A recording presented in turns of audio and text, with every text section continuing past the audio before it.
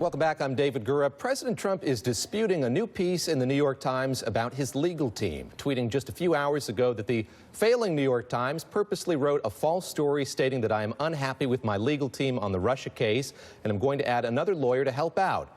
Wrong. I am very happy with my lawyers, John Dowd, Ty Cobb, and Jay Sekulow. They're doing a great job and have shown conclusively that there was no collusion with Russia, just excuse for losing. The only collusion was that done by the DNC, the Democrats, and crooked Hillary. Well, the president's tweet seemed to bury the lead of that Times article that President Trump is in discussions with an attorney who represented President Clinton during his impeachment proceedings, and he may want to hire him to deal with Robert Mueller's investigation. For more, I'm joined by Chris Megerian. He's at the LA Times. His beat is the Russia investigation. Also with me is Midwin Charles. She's an attorney and a legal analyst who contributes to Essence magazine. Chris, let me start with you. Tell us who Emmett Flood is, why this could be such a potentially big deal if he were to join the president's legal team.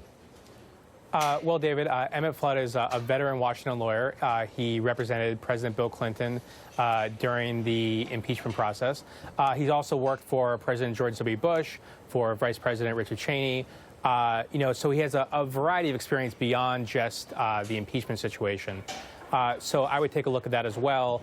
And also, the president's been under pressure from some of his advisors to shake up his legal team. Even the president says he's happy. Some of his longtime supporters are not, and he might be feeling that he as well. Midwin, just want to get your reaction to this news, if this is indeed happening. Why would a client want to add more lawyers to his team or change his lawyers? I should say the Times piece indicates that Ty Cobb, who's been representing the president, doesn't intend to leave. There's no plan to shake him out of the team. What does this say to you that he could be looking at a different lawyer? Well, usually when you start looking at a different lawyer or an additional lawyer, it's because you anticipate an issue coming up down the line.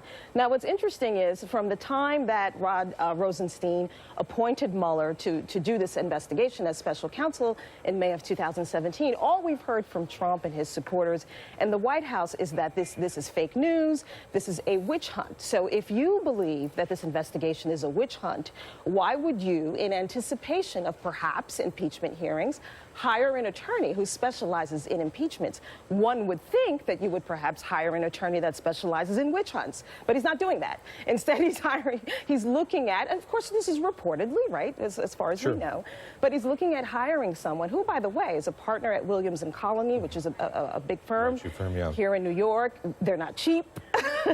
Most of these attorneys, anywhere from $500 to $1,000 an hour, and they come with a team of associates and paralegals and the such. So this is an expensive endeavor, and one does not usually do that unless they anticipate these issues coming up down the line. Chris, there has been tumult in the president's legal team in the past. As you talk to sources in Washington, what are they saying about the way that team, with Don McGahn, with Ty Cobb, with Jay Sekulow, who I mentioned, how they're all working together at this point?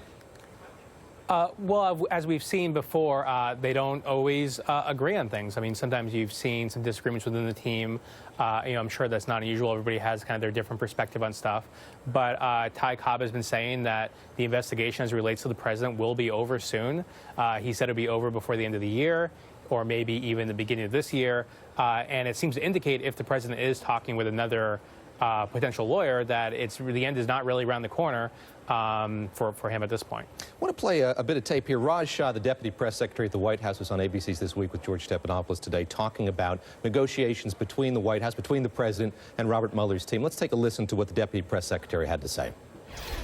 The president has told me twice now, once last year, once this year, that he will meet and talk to the special counsel, answer questions under oath. I assume the president plans to keep his word on that? Well, look, he's also said that will be in consultation with his attorneys. They have been in touch with the special counsel, and they're going to be communicating back and forth. But he said 100% to me, 100% yes. Is there any... I'm sure he intends to, but what I'm saying is that his attorneys are communicating with the special counsel on the specifics.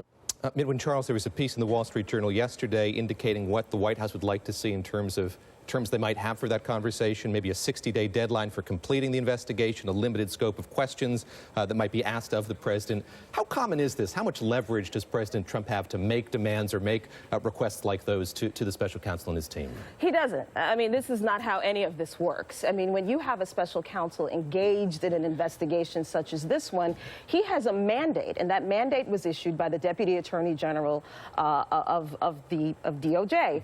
And that mandate is for him to investigate any collusion with Russia in the 2016 election and whether or not anyone from the Trump campaign participated in such collusion and any other ancillary issues that give rise from that investigation, such as we've seen with Paul Manafort, money laundering, tax evasion, and the like. So the idea that one could think that they could negotiate with Mueller the ending of this investigation is ridiculous. You know, what you can do with your attorneys is negotiate the scope of the investigation. So you can, you know, negotiate, well, okay, perhaps we won't answer questions for a particular time period because we don't believe it's relevant. That's what you can do. Midwin, always great to speak with you. Thank you very much. Chris, thanks to you as well. Chris Megerian of the LA Times, Midwin Charles, join me here in New York. Well, President